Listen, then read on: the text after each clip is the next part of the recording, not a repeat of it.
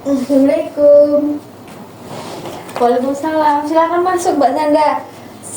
Ini mau duduk di sebelah mana? Di sini saja, Bu. Iya, monggo.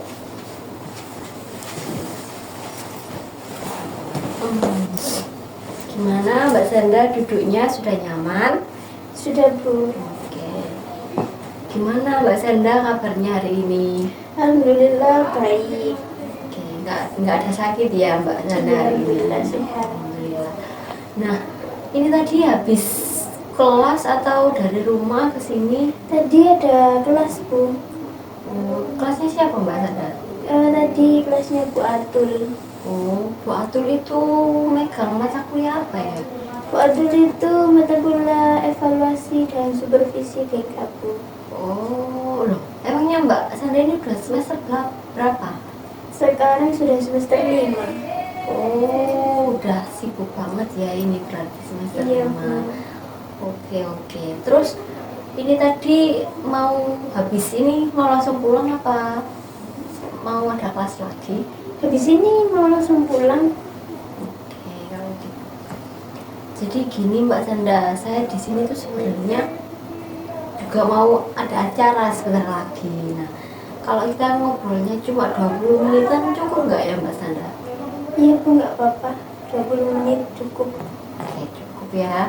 Nanti kalau nggak cukup kita bisa lanjutkan lagi ke sesi berikutnya gitu loh di hari lain mungkin ya. Nah, di sini saya mau mengingatkan ya Mbak Sanda, kalau apapun keputusannya, apapun solusinya itu akan ada di tangan Mbak Sanda sendiri sebagai konseling gitu ya. Nah, saya di sini sebagai konselor hanya sebagai fasilitator saja yang membantu Mbak Sanda untuk menemukan solusinya gitu ya Mbak Sanda. Iya, Bu.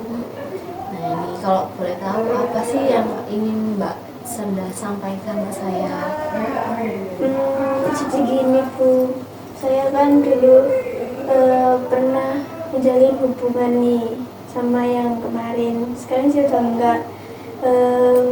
Dulu itu kalau bertengkar tuh kan setiap hubungan kan juga ada bertengkarnya. Saat bertengkar itu pasti dia itu ada kekerasan itu, Bu, dari dia ke saya. Itu non verbal maupun verbal gitu, Bu. Oh, jadi termasuk kekerasan fisik juga gitu ya Mbak Sanda? Iya, Bu. Terus waktu Mbak Sanda mengalami hal itu, gimana perasaan Mbak Sanda? Iya, sedih sih, Bu. Saya juga ngelawan, tapi kan namanya juga perempuan kan pasti ada kalahnya, kan beda ya sama laki-laki.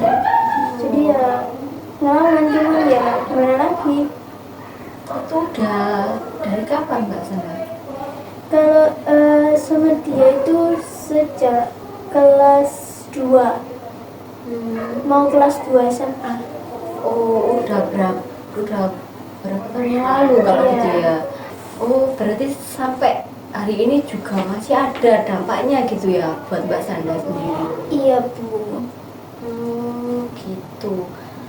Memangnya dalam Mbak Sanda itu berapa tahun bertahan sama mantannya Mbak Sanda tadi? Itu dalam 1 tahun, Bu. 1 tahun. Itu dia dari awal hubungan udah langsung melakukan kekerasan itu tadi, atau waktu di pertengahan hubungan atau gimana? Di pertengahan, Bu. Kalau awal-awal sih masih biasa, kan namanya juga baru ya, masih ada baik-baiknya. Masih hangat gitu ya. Oke. Oh, terus waktu itu, waktu Mbak Sanda mengalami hal itu, pernah nggak kepikiran untuk langsung minta udahan gitu? Enggak, Bu, enggak pernah. Nah, kenapa tuh? Kenapa? Hal apa sih yang sampai membuat Mbak Sanda itu tetap kuat gitu loh ada di hubungan itu tadi?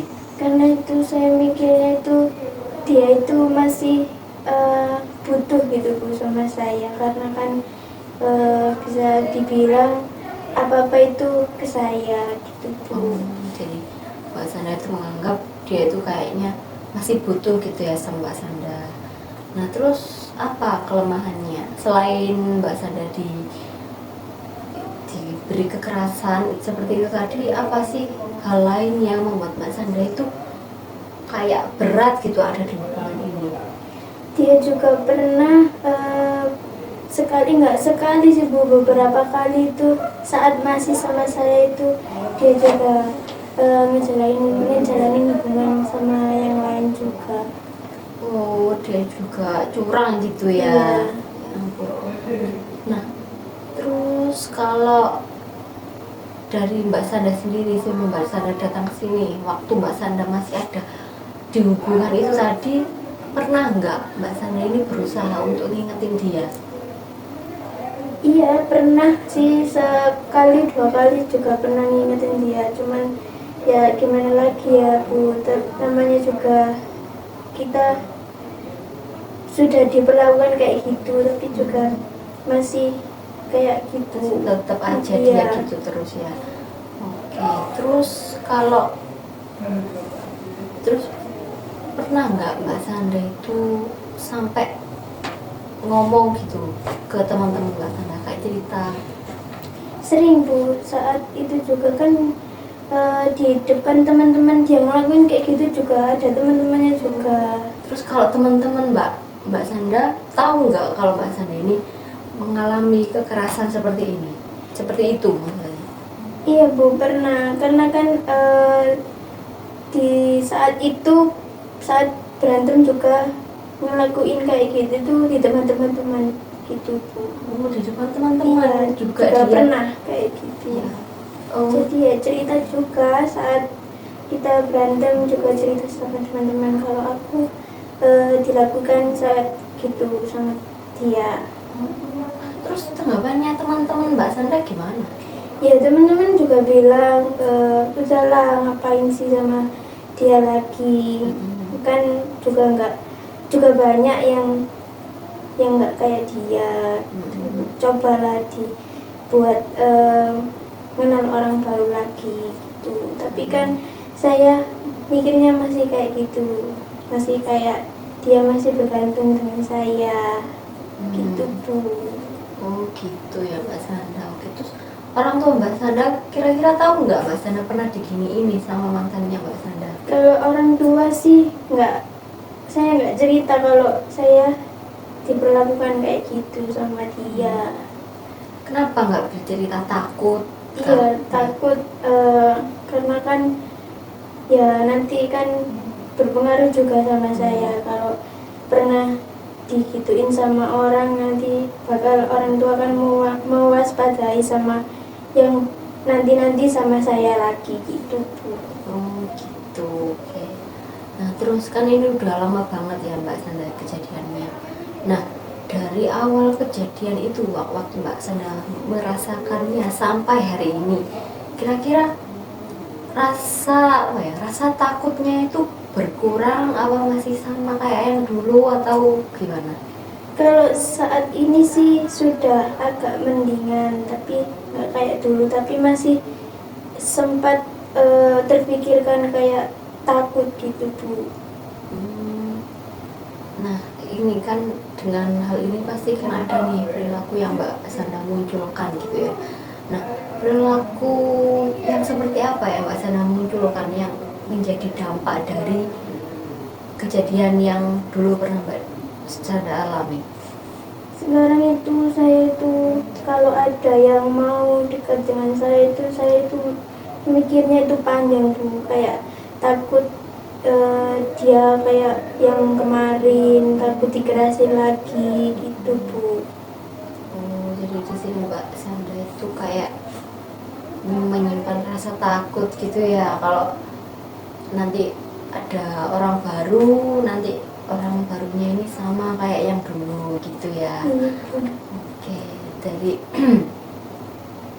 dari sini saya bisa menyimpulkan bahwa permasalahan yang Mbak Sanda miliki ini adalah pernah dilakukan nggak senonoh gitu ya, kayak menerima kekerasan secara verbal dan non verbal dari mantan kekasih gitu ya, dan perilaku itu tadi, dan peristiwa tadi akhirnya menimbulkan perilaku Mbak Sanda yang takut untuk berkenalan gitu ya, lama lama lama mikirnya pas berkenalan gitu ya Mbak Sanda. Iya, Bu.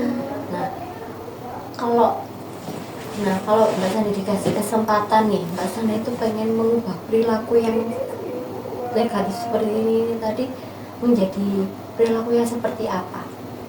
Ya saya maunya sih kan saya kan nggak mau ya kayak gini-gini terus, jadi mikirnya nggak kayak gitu kan. Semua orang kan nggak kayak gitu, jadi saya itu mau kalau mau dekat sama orang itu nggak pikir-pikir kayak negatif lagi gitu, Bu. Oke, nah Mbak Sandra kan tadi bilang berpikir negatif gitu. Nah, yang berpikir negatif ini yang seperti apa Mbak Sandra? Kayak takut akan nanti dia seperti yang kemarin, takut di kekerasan juga terhadap saya gitu, Bu. Nanti kalau saya ngejalanin nih hubungan sama orang baru, dia sama kayak yang kemarin, kan nanti saya tambah jadi kayak gimana lagi gitu, Bu. Oke. Nah terus kalau misal Mbak Sandra kita udah bisa nih mengatasi permasalahan yang Mbak Sandra punya, apa sih yang Mbak Sandra ingin capai? Kalau saya sih mau merubah sih, Bu, kayak pikiran negatif saya merubah jadi yang nggak nggak banget dipikirin gitu loh, Bu. Yang gimana itu contohnya Mbak Sandra? Ya nanti saya bisa lebih tenang lagi buat ngejalanin dengan orang baru ini tadi gitu, Bu. Mbak Sandranya pengennya seperti itu gitu ya, tapi belum bisa melakukannya gitu ya Mbak Sandra. Oke. Nah di sini sebenarnya saya tuh punya satu teknik Mbak Sandra, namanya teknik thought stopping. Nah Mbak Sandra sebelumnya pernah dengar teknik ini belum? Belum ya. Nah teknik thought stopping ini itu artinya teknik penghentian pikiran. Nah di sini tadi Mbak Sandra kan bilang nih punya pikiran negatif. Nah, kita bantu dengan teknik ini untuk menghentikan pikiran negatif yang Mbak Sandra miliki. Contohnya tadi Mbak Sandra kan punya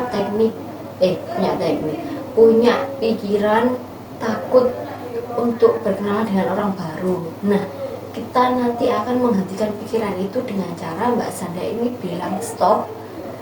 Bisa juga dibantu dengan menepuk tangan, menepuk paha juga bisa, atau menepuk bantal yang Mbak Sandra lagi pegang ini gitu ya Mbak Sandra. Apakah Mbak Sandra paham?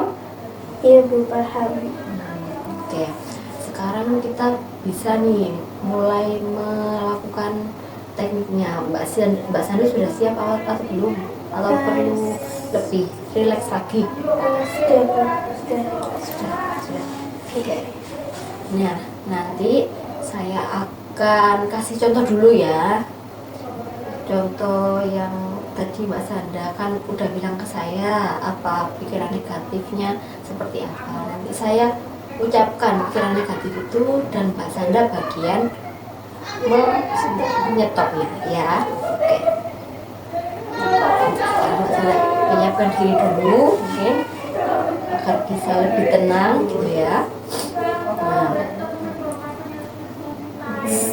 aku takut untuk mulai hubungan lagi karena takut orang baru ini akan seperti orang di masa lalu aku. Stop. Nah gitu, nanti Mbak Sandra bisa melakukannya sendiri. Nah nanti Mbak Sandra bisa mengucapkan pikiran negatif apa yang Mbak Sandra sedang pikirkan saat ini, lalu menghentikannya dengan bisa menepuk tangan, menepuk paha, atau menepuk bantal gitu Mbak Sandra. Oke, baik, Bu. Sekarang Mbak Sandra bisa melakukannya sendiri. Iya, Bu, bisa. Oke, sudah siap ya? Oke, silakan. Aku takut memulai hubungan yang baru karena takut orang di masa laluku seperti yang orang baru saya yang datang. Stop. Oke, gimana perasaannya? Apakah Hmm, masih ada yang mengganjal? sudah sih Bu, sudah lebih jauh tenang. Oke, misal nanti kalau Mbak Sanda di rumah atau lagi sendiri gitu, terus Mbak Sanda punya pikiran yang negatif kayak seperti tadi, Mbak Sanda bisa mengulangi lagi tekniknya sampai Mbak Sanda ini merasa kalau pikirannya itu benar-benar terhenti, benar-benar menghilang gitu ya Mbak Sanda. Jadi kalau pikirannya negatifnya muncul, menggunakan teknik itu tadi ya Bu. Iya gitu Mbak Sanda. Mbak Gitu Sanda bisa itu. mengulanginya. Kalau masih ada terus pikirannya, Mbak Sanda bisa ulangi lagi. Gitu ya Mbak Sanda. Nah, sekarang saya akan memberi Mbak Sanda PR atau pekerjaan rumah nih. Nanti kalau Mbak Sanda di rumah tiba-tiba punya pikiran lagi, punya pikiran negatif lagi, Mbak Sanda nanti tulis dulu di buku, di kertas. Mbak Sanda tuliskan apa isi pikiran negatif itu tadi. Terus Mbak Sanda mengulangi tekniknya sampai Mbak Sanda merasa tenang. Nah, setelah Mbak Sanda merasa tenang, pikiran positif yang seperti apa yang akhirnya bisa membuat Mbak Sanda ini lebih tenang gitu. Ya, itu nanti ditulis juga ya pikiran positifnya ya Mbak Sanda ya. Sudah paham Mbak Sanda? Iya Bu, paham. Oke, jangan lupa dikerjakan ya PR-nya karena itu benar-benar membantu kita untuk evaluasi di pertemuan berikutnya gitu ya Iya. Mbak Sanda ya. Oke. Nah, untuk pertemuan minggu depan mungkin Mbak Sanda bisa merencanakan ingin hari apa, jam berapa. Minggu depan sama di hari Senin. Senin Iya. aja. Oke, nanti untuk jamnya Mbak Sanda bisa komunikasikan lagi ya ke saya ya. Iya. Oke. Jadi setelah kita melakukan proses konseling ini sampai hari ini, sampai saat ini, gimana perasaannya Mbak Sanda? Jauh lebih tenang sih Bu, karena kan sudah mendapatkan tekniknya tadi, caranya gimana gitu Bu. Oke, nggak ada lagi ya yang mengganjal yang ingin disampaikan ke saya lagi mungkin? Sudah Bu. Sudah ada ya. Oke, makasih ya Mbak Sanda udah mau datang ke sini. Saya benar-benar mengapresiasi sekali Mbak Sanda mau datang ke sini dan berbagi cerita juga. Terima kasih juga ya Bu, sudah menyempatkan waktunya untuk mendengar cerita-cerita saya. Iya, sama-sama Mbak Sanda. Saya pamit dulu ya Bu. Iya Mbak Sanda.